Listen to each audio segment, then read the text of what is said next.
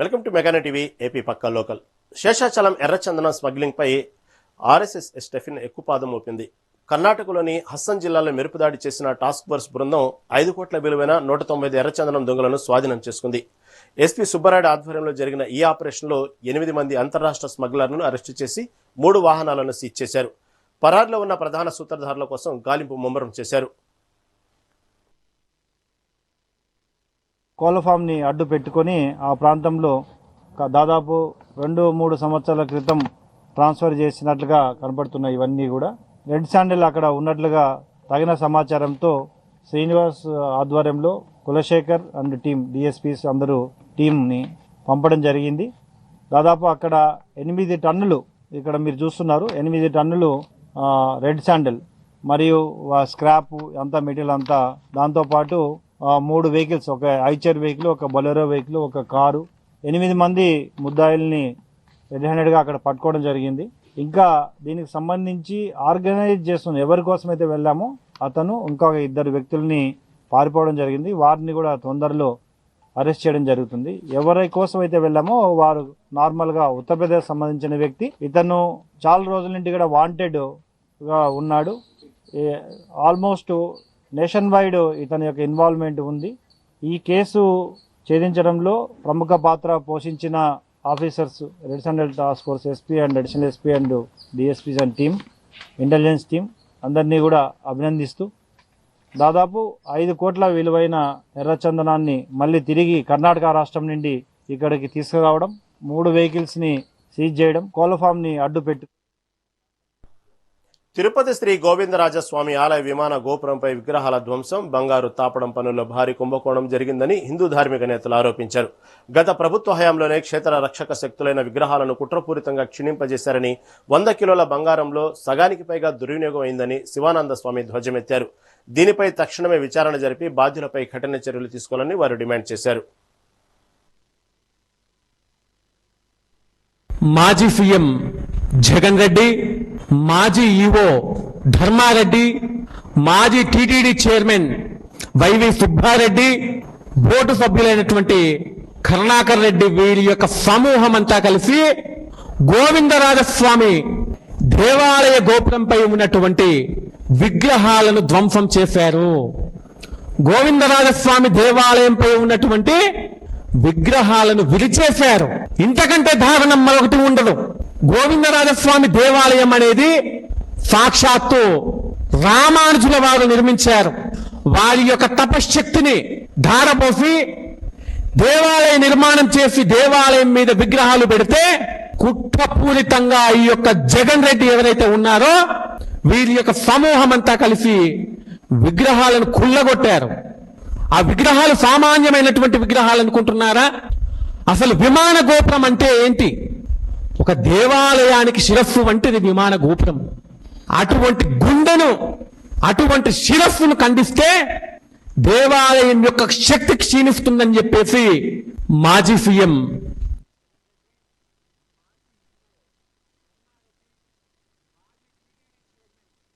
YV Subba, ఈ గోవిందరాజ స్వామి గుడే కాదు, ఈ పక్క నాగలాపురం కావచ్చు, ఇంకేదైనా గుడి, వాటిని పునరుద్ధరిస్తున్నాం అని అంటే ఖచ్చితంగా సీసీ కెమెరాలు ఉండాలా, 24 అవర్స్ వీడియో రికార్డింగ్ ఉండాలా. ఏదైనా ఒక గుడిని తొలగిస్తున్నాము, ఒక రాయి తొలగిస్తున్నాము, లేదా ఒకటి ఏదైనా కడుతున్నాము అంటే తొలగించేటప్పుడు ఏమేం బయటపడ్డాయి, దాని కింద గుడిమాన్యాలు ఏమున్నాయి, ఏమన్నా చారిత్రక కట్టడాలు ఏమన్నా బయటకు వచ్చినాయా, లేకపోతే పత్రాలు ఏమన్నా వచ్చినాయా అనే విధానం చూడాలి. ఏదన్నా పురాతన కట్టడాన్ని తొలగిస్తున్నప్పుడు సీసీ కెమెరాలు పెట్టాలి. అక్కడ అది ఎవరు వచ్చిపోతున్నారు బయట వ్యక్తులు, 24 అవర్స్ పర్యవేక్షణ ఉండాలి. అది తొలగించేటప్పుడు వీడియో రికార్డింగ్లు ఉండాలి. ఇవి ఏమీ లేకుండా 1000 సంవత్సరాల చరిత్ర కలిగినటువంటి మా గోవిందరాజ స్వామి గుడి యొక్క గర్భగుడిని ఈ విధంగా ధ్వంసం చేయడం, ఇది చాలా దారుణం. ఈ సమయంలో ఉన్నటువంటి దీనికి ఇన్ఛార్జ్ ఎవరు అంటే తిరుపతికి సంబంధించి ఉన్న గుడులు అన్నిటికీ జైవ వీరబ్రహ్మం గారు. జైవ వీరబ్రహ్మం గారు ప్రతి ఒక్కరు మిగతా వాళ్ళ గురించి మాట్లాడుతున్నారు, కానీ జైవ వీరబ్రహ్మం గారి గురించి అసలు ఎవరు మాట్లాడడంలే. ఆయన ముఖ్యంగా అన్ని మతస్థుడు కూడా, దూదేకలో సంబంధించినటువంటి ముస్లిం క్యాండిడేట్. ఎందుకు అతను తీసుకొని వచ్చినారు? ఈ గోవిందరాజు అన్నమయ్య జిల్లా మదనపల్లిలో రాజంపేట పార్లమెంటు టీడీపీ అధ్యక్షుడిగా సుగాసి ప్రసాద్ బాబు ప్రమాణ స్వీకారం జరిగింది. బైపాస్ రోడ్డులోని కళ్యాణ మండపంలో జరిగిన ఈ కార్యక్రమానికి జిల్లా ఇన్ఛార్జి మంత్రి బీసీ జనార్దన్ రెడ్డి, రాష్ట్ర మంత్రి మండిపల్లి రాంప్రసాద్ రెడ్డితో పాటు పలువురు ఎమ్మెల్యేలు హాజరయ్యారు. నూతన కమిటీ సభ్యులతో కలిసి ప్రసాద్ బాబు బాధ్యతలు స్వీకరించారు. పార్టీ బలోపేతానికి కార్యకర్తలు, నాయకులు ఐక్యంగా పనిచేయాలని ఈ సందర్భంగా నేతలు పిలుపునిచ్చారు.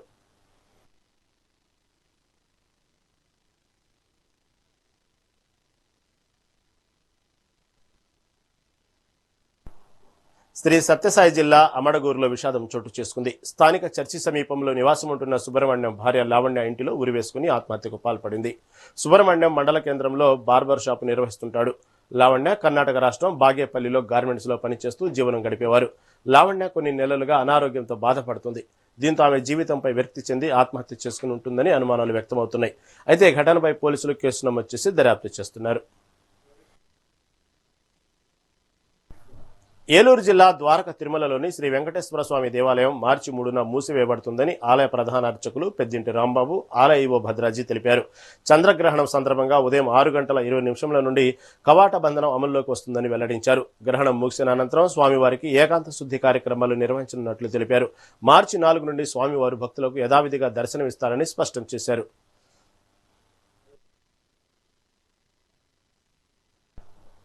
ఏలూరు జిల్లాలో గుప్తా ఫౌండేషన్ ఆధ్వర్యంలో 2025 సామాజిక సేవా కార్యక్రమాల అమలు, శ్రీ కృష్ణమూర్తి సాహిత్య పురస్కార ప్రధానోత్సవ వేడుక ఘనంగా నిర్వహించారు. ఈ కార్యక్రమానికి ముఖ్య అతిథిగా అనిల్ కుమార్, గుప్తా ఫౌండేషన్ వ్యవస్థాపకులు మడుపల్లి మోహన్ గుప్తా, వారి కుటుంబ సభ్యులు హాజరయ్యారు. సాహిత్య రంగంలో విశేష కృషి చేసిన ప్రముఖ రచయిత్రి సత్యవతికి సాహిత్య పురస్కారాన్ని అందజేశారు. ఈ సందర్భంగా తమ ఫౌండేషన్ ద్వారా విద్య, వైద్యం, సాహిత్య రంగాల్లో మరిన్ని సేవా కార్యక్రమాలను విస్తరిస్తామని మడుపల్లి మోహన్ గుప్తా తెలిపారు.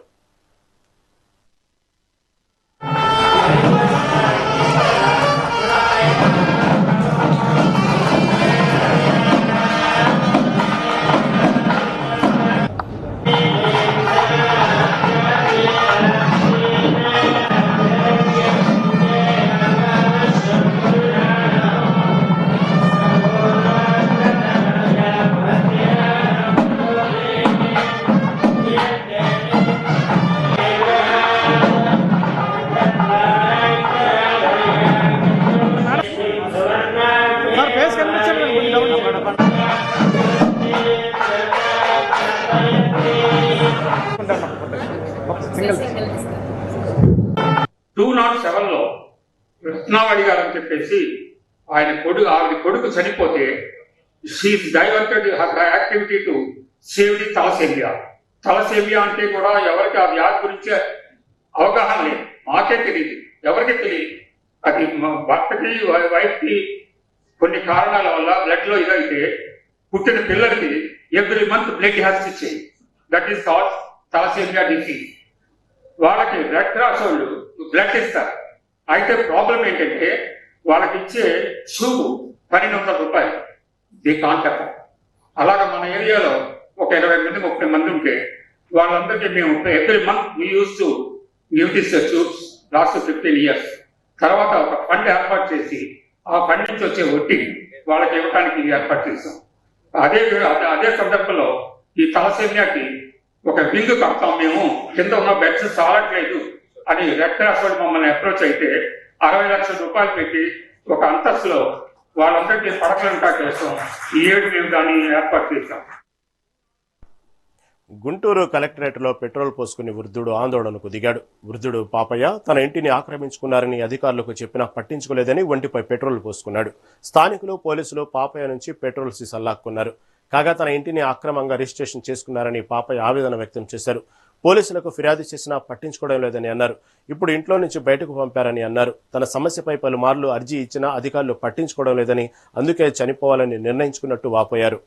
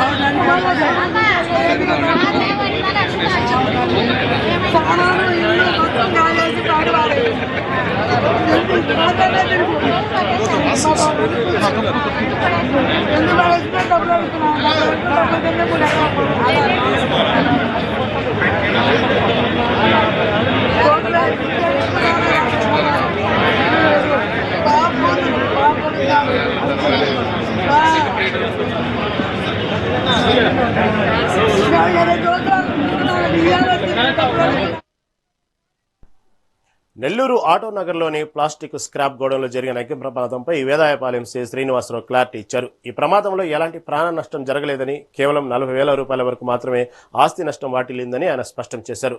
కొందరు కావాలనే 40 లక్షల నష్టం అంటూ తప్పుడు ప్రచారం చేస్తున్నారని మండిపడ్డారు. ప్రమాదానికి గల కారణాలపై విచారణ జరుపుతున్నామని, నిర్లక్ష్యంగా వ్యవహరించిన యాజమాన్యంపై కఠిన చర్యలు తీసుకుంటామని సీఐ హెచ్చరించారు. కృష్ణా జిల్లా దివిసీమ ఆధ్యాత్మిక సంప్రదాయాలకు నెలవు. ఇక్కడ కొలువై ఉన్న గ్రామ దేవతలు భక్తుల పాలిట కల్పవల్లిగా విరాజిల్లుతున్నారు.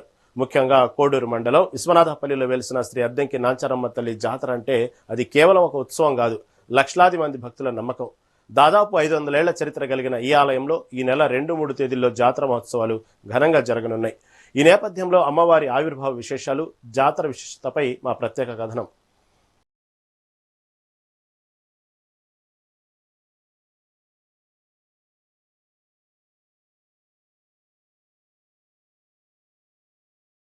కేవలం 10 కిలోమీటర్ల దూరంలో కృష్ణానది తీరంలో ఉన్న పుణ్యభూమి విశ్వనాథపల్లి. ఇక్కడ వెలసిన శ్రీ అద్దంకి నాంచారమ్మ తల్లికి 500 సంవత్సరాల ఘనమైన చరిత్ర ఉంది. ఒకప్పుడు తీవ్ర కరువు పరిస్థితుల్లో కొండవీటి రామన్న అనే రైతు తన పశువులను కాపాడుకోవటానికి ప్రకాశం జిల్లా అద్దంకి ప్రాంతానికి వెళ్లారు. అక్కడ పశువులు మృత్యువాత పడటంతో దిక్కుతోచని స్థితిలో తిరిగి విశ్వనాథపల్లికి చేరుకున్నారు. ఆ సమయంలో ఒక యువతికి పూనకం వచ్చి తాను అద్దంకి నుంచి పశువుల కాపరుల వెంట వచ్చానని, తనను పూజిస్తే కష్టాలు తీరుస్తానని పలికింది. అలా అద్దంకి నుంచి వచ్చిన తల్లి కావడంతో భక్తులు అద్దంకి నాంచారమ్మగా పిలుచు.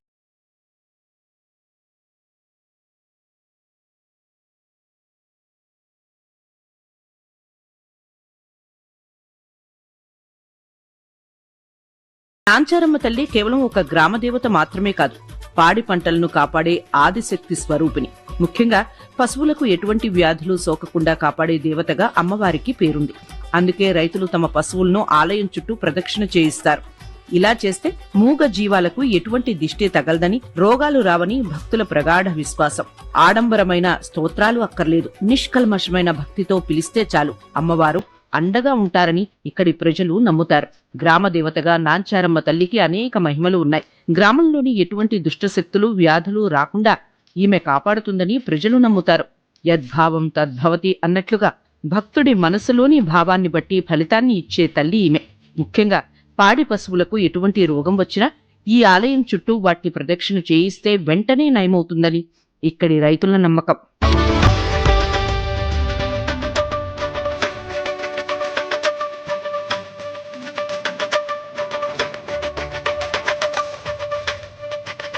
మొదట్లో చిన్న తాటాకు పాకలో ప్రారంభమైన ఈ ఆలయం భక్తుల సహకారంతో నేడు అత్యద్భుతమైన నవీకరించబడిన ఆలయంగా రూపుదిద్దుకుంది. అమ్మవారి విగ్రహాన్ని కృష్ణానది నుంచి వెలికితీసి ప్రతిష్ఠించిన కొండవీటి వంశస్థులు ఇప్పటికీ నిత్య కైంకర్యాలు నిర్వహిస్తున్నారు. ఇక్కడి అర్చకులు కాపు కులస్తులు కావటం విశేషం. పర్వదినాల్లో బ్రాహ్మణ అర్చకులు కూడా తోడై శాస్త్రోక్తంగా పూజలు నిర్వహిస్తారు. కులమతాలకు అతీతంగా అందర్నీ చల్లగా చూసే తల్లిగా నాంచారమ్మ ప్రసిద్ధి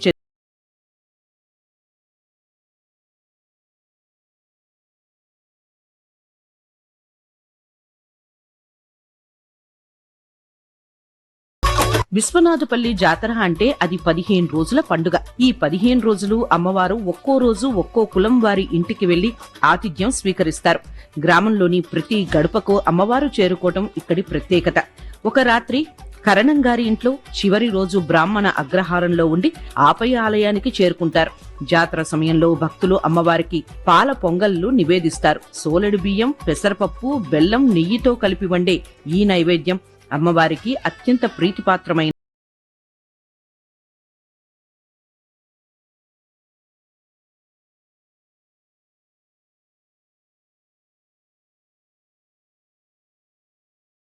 జరిగే జాతరకు గుంటూరు, ఉభయ గోదావరి జిల్లాల నుంచి లక్షలాది మంది భక్తులు తరలిరానున్నారు. దివిసీమలో ఇంతటి స్థాయిలో భక్తులు పాల్గొనే జాతర మరొకటి లేదు. ఈ నేపథ్యంలో ఆలయ ఈవో మోహన్ రావు, అభివృద్ధి కమిటీ చైర్మన్ తోట వెంకట సూర్య నరసింహారావు ఆధ్వర్యంలో అన్ని ఏర్పాట్లు పూర్తయ్యాయి. కృష్ణానది స్నానాల నుంచి దర్శనం వరకు భక్తులకు ఎటువంటి ఇబ్బందులు కలగకుండా క్యూ లైన్లు, తాగునీరు, వసతి సౌకర్యాలను సిద్ధం చేశారు.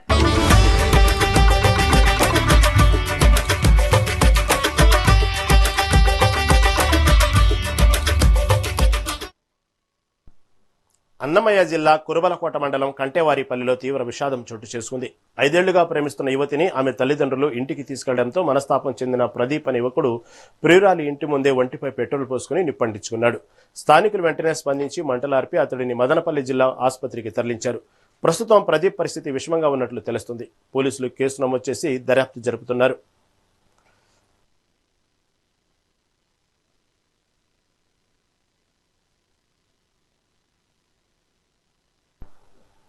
వైసీపీ నేత కేకే రాజు మీడియాతో మాట్లాడుతున్నారు. లైవ్ ద్వారా చూద్దాం. మాయి పెట్టి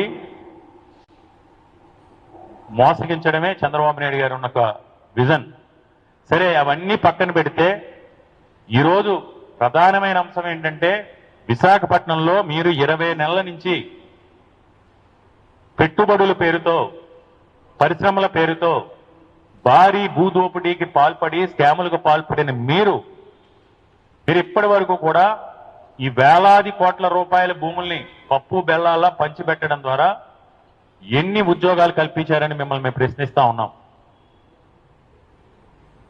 స్వయంగా ఇక్కడ రియల్టర్స్ ద్వారానో రైతుల ద్వారానో భూములు కొంటే ఏదైతే ఆ రియల్ ఎస్టేట్ కంపెనీలు ఉన్నాయో ఆ కంపెనీలన్నీ స్థానికంగా సంపద సృష్టించబడి స్థానికంగా రైతులు ఆర్థికంగా బలోపేతం అవుతారు. ఇక్కడున్న వ్యాపారస్తులు బలోపేతం అవుతారు. ఇక్కడున్న వ్యాపారస్తులు కానీ ఇక్కడున్న రైతులు కానీ ఆర్థికంగా లేకపోతే వేరే రకంగా బలపడితే, వారు వృద్ధి చెందితే, ఉత్తరాంధ్ర ప్రాంతం తద్వారా ఉత్తరాంధ్ర ప్రాంతం అభివృద్ధి చెందితే, తద్వారా విశాఖపట్నం అభివృద్ధి చెందితే ఎక్కడ అమరావతి అభివృద్ధి చెందదో, ఎక్కడ అమరావతి కుంటుపడిపోతుందో అని ఒక కుట్ర కోణంలో ఈరోజు విశాఖపట్నానికి నిజమైన పెట్టుబడులు రాకుండా ఇక్కడున్న వేలాది కోట్ల రూపాయల భూముల్ని ఈరోజు మనం పంచిపెడతా ఉన్నారు.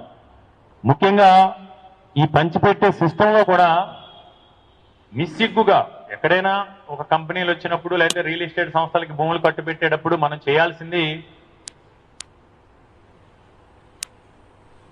పబ్లిక్ హియరింగ్ కాల్ చేసి ఏ భూములు అమ్ముతున్నాం, దాని ఆఫ్సెట్ ప్రైస్ ఎంత, దానికి ఎంత డిపాజిట్ కట్టాలి, ఈ భూముల్ని ఏ పర్పస్లో రియల్ ఎస్టేట్కి సంబంధించా, లేకపోతే ఐటీ కంపెనీకి సంబంధించా, లేకపోతే ఎడ్యుకేషనల్ ఇన్స్టిట్యూషన్స్కా, లేకపోతే హాస్పిటల్కి సంబంధించా అని దాన్ని ఒక లేఅవుట్ డిజైన్ చేసి పబ్లిక్ డొమైన్లో పెట్టి ఆక్షన్ వేయడం జరుగుతుంది. కానీ ఇదేదో వీళ్ళ రాజ్యం, ఇది ప్రజలాస్తి కాదు, ఇది ప్రభుత్వ ఆస్తి కాదు, ఇది మా రాజ్యం, ఈ మా సొంత భూములు, బినామీలకైనా బోగస్ కంపెనీలకైనా సరే మాకు నచ్చినట్టు ఇచ్చుకుంటామని విధంగా ఈరోజు ఈ ప్రాంతంలో ఉన్న భూములన్నీ కూడా కట్టబెట్టే ప్రయత్నం చేస్తున్నారు. ఈరోజు ఒక్కరికంటే నేను ఒకటే ఛాలెంజ్ చేస్తా ఉన్నాను, మేము ఒకటే డిమాండ్ చేస్తా ఉన్నాం. తెలుగుదేశం నాయకులు కానీ ఈ ప్రాంతంలో ఉన్న కూటమి ఎమ్మెల్యేలు కానీ మంత్రులు కానీ ఒక్కటంటే ఒక్కటి, మీరేదైతే ఈరోజు వేలాది కోట్ల రూపాయల భూములు దారదత్తం చేశారో ఆ కంపెనీల ద్వారా ఈ రోజు వరకు 20 నెలల కాలంలో ఒక్కటంటే ఒక ఉద్యోగం వచ్చిందని మీరు నిరూపించగలరా? లేదు. ఎవరైనా మీడియా మిత్రులు సామాజిక బాధ్యతతో బాధ్యతాయుతంగా సమాజంలో ఫోర్త్ పిల్లర్ లాంటి మీడియా మిత్రులు లోకేష్నో చంద్రబాబు నాయుడు గారినో ఈ భూములు ఇవ్వడం కరెక్టేనంటే నా ఇష్టం అంటాడు. ప్రజల ఆస్తులకి కస్టోడియన్గా ఉండాల్సిన మీరు ప్రజలు ఓట్లేస్తే గెలిచి అధికారం పీఠ మీద కూర్చున్న మీరు ఇంత బాధ్యతారాహిత్యంగా మీ స్కాముల గురించి, మీ భూ దోపిడీ గురించి, మీ భూ దందాల గురించి ప్రశ్నిస్తే నా ఇష్టం అంట. అంటే ఎంత అహంకారంతో ఈరోజు అధికార మదంతో ఉత్తరాంధ్ర ప్రాంతంలో ఉన్న భూముల్ని భూదోపిడీ చేస్తున్నారనే దానికి వాళ్ళు మాట్లాడుతున్న మాటలేం నిదర్శనం. ఇవన్నీ ఒక ఎత్తు అయితే లోకేష్ గారి తోడలుడికి సంబంధించి మనం చూసాం, గగ్గోలు పెడతా ఉన్నారు విశాఖపట్నంలో ఉన్న ప్రజలందరూ కూడా. నిస్సిగ్గుగా 10 సంవత్సరాలుగా ప్రభుత్వ భూముల్లో పేద ప్రజలకు ఇచ్చిన ఎస్ఐన్ భూముల్లో ఆక్రమణ చేసి, మేము ఆక్రమణలు ఉన్నాయి, మా అధీనంలో ఉన్నాయి, మా ప్రభుత్వం అధికారంలో ఉంది, మా మాంగారు ఎమ్మెల్యే, నా తోడలుడు షాడో సీఎం, నా తోడలుడి తండ్రి ఈ రాజ్యాధిపతి అనే విధంగా సుమారు 5,000 కోట్ల రూపాయలు విలువ చేసే ప్రభుత్వ భూముల్ని, పేద ప్రజలకు సంబంధించిన ఎస్ఐండ్ భూముల్ని ఈరోజు గీతం సంస్థ కట్టబెట్టే ప్రయత్నం చేస్తా ఉన్నారు. ఏది ఏమైనా విశాఖపట్నంలో ఉన్న ఉత్తరాంధ్ర ప్రాంతంలో ఉన్న ప్రజలందరినీ కూడా మీడియా మిత్రుల ద్వారా ఒకటే విజ్ఞప్తి చేస్తున్నాం. ఈ రోజు ఏదైతే చంద్రబాబు నాయుడు గారు చెప్తున్నారో, ఈ రోజు ఏదైతే లోకేష్ చెప్తా ఉన్నాడో, ఈ భూములు పరిశ్రమలు కానీ పెట్టుబడులు కానీ 100% కూడా అభూత కల్పన. పెట్టుబడుల పేరుతో కట్టుకథలు చెప్పి ఈ ప్రాంతంలో ఉన్న ప్రజల ఆస్తిని, ఈ ప్రాంత ప్రజల సంపదను, ఈ ప్రాంతంలో ఉన్న వేలాది కోట్ల రూపాయల విలువైన భూముల్ని చంద్రబాబు నాయుడు యొక్క బినామీలకి, దబేదారులకి ఒక బోగస్ కంపెనీలు స్థాపించి పెట్టుబడుల పేరుతో కట్టబెట్టే ప్రయత్నం చేస్తూ ఉన్నారు. దీన్ని మనందరం కూడా నిలువరించాల్సిన అవసరం ఉంది. గ్లోబల్ గా విశాఖపట్నానికి ప్రపంచ దేశాలతో ఒక అద్భుతమైన కనెక్టివిటీ ఉంది. ఇక్కడ పెట్టుబడులకు అన్ని రకాల ఆస్కారాలు కూడా ఉన్నాయి. కానీ చంద్రబాబు నాయుడు గారు కానీ, కూటమి ప్రభుత్వం కానీ ఇందాక చెప్పినట్టు మళ్ళీ కూడా చెప్తున్నాం, విశాఖపట్నం మీద వివక్ష చూపించి, సవితి ప్రేమ చూపించి, అమరావతి మీద దత్తపుత్రిక ప్రేమ చూపించి, ఎక్కడ ఉత్తరాంధ్ర ప్రాంతం విశాఖపట్నం అభివృద్ధి చెందితే అమరావతి అభివృద్ధి చెందదనే ఉద్దేశంతో ఉద్దేశపూర్వకంగా మాయమాటలు చెప్పి కట్టుకథలని ఇక్కడ సంపదనంతా దోచుకుని ఈ ప్రాంత అభివృద్ధిని అడుగడుగునా కూడా అడ్డుకుంటా ఉన్నారు. ఇప్పటికైనా ఈ ప్రాంతంలో ఉన్న ప్రజలు అందరూ కూడా మేల్కోవాల్సిన అవసరం ఉందని మీడియా మిత్రుల ద్వారా అందరినీ కూడా విజ్ఞప్తి చేస్తూ, ఈ తెలుగుదేశం నాయకుల్ని, ఈ ప్రాంతంలో ఉన్న కూటమిలో ఉన్న ఎమ్మెల్యేలు మేము ఒకటే డిమాండ్ చేస్తున్నాం. మీకు ప్రజలు ఓట్లు వేసి మిమ్మల్ని చట్టసభలకు పంపించింది చంద్రబాబు నాయుడికి తొత్తులుగా మారి ఈ ప్రాంత ప్రజల ఆస్తిని పప్పు బెల్లాల్లో పంచి పెడుతుంటే నిమ్మకి నీరెత్తినట్టు కళ్ళకు గంతలు కట్టుకుని చూస్తున్న మిమ్మల్ని ప్రజలు క్షమించరు. అదేవిధంగా ఏదైతే ఈ భూ దోపిడీలు ఉన్నాయో, ఈ సంస్థలన్నీ ఏవైతే ఉన్నాయో, కపిల్ సిట్స్ కానీ, సత్వా కానీ, ఏఎన్ఎస్ఆర్ కానీ, వర్షాకు సంబంధించి కానీ, ఈ భూములపైన వారి పెట్టుబడులకు సంబంధించి, వారి ఎంప్లాయ్మెంట్కి సంబంధించి ఈ ప్రభుత్వం ప్రజలకి ఉన్న అనుమానాల్ని తొలగిస్తూ ఒక స్వచ్ఛమైన ప్రకటన చేయాలి. అదేవిధంగా ఈ పెట్టుబడులపై ప్రజల్లో ఉన్న ఆందోళనల్ని ఈ ప్రభుత్వం తొలగించాల్సిన బాధ్యత ప్రభుత్వం ఉందని, ఈ అక్రమ భూదోపిడీని అడ్డుకోవడం కోసం ప్రజల పక్షాన వైఎస్ఆర్ కాంగ్రెస్ పార్టీ ఎలాంటి పోరాటానికైనా సిద్ధంగా ఉందని తెలియజేస్తూ ప్రజలందరినీ కూడా మళ్ళీ విజ్ఞప్తి చేస్తున్నాం. విశాఖపట్నంలో చంద్రబాబు నాయుడు గారు చెప్పేవన్నీ కూడా కట్టుకథలు, ఇవన్నీ కూడా బోగస్ కంపెనీలు, ఇవన్నీ కూడా బ్యాక్ డోర్ లో ప్యాకేజీలతో వస్తున్న అలాట్మెంట్స్, ప్యాకేజీలు తీసుకుని చేస్తున్న అలాట్మెంట్స్. దీన్ని మనందరూ కూడా చైతన్యవంతమై నిలువరించాల్సిన అవసరం ఉందని మీడియా మిత్రుల ద్వారా ఈ ఉత్తరాంధ్ర ప్రాంత ప్రజలందరినీ కూడా విజ్ఞప్తి చేస్తూ ఉన్నాం. రైట్, ఇవి ఇప్పటి వరకు నా పక్కా లోకల్ అప్డేట్స్. చూస్తూనే ఉండండి మెగా 9.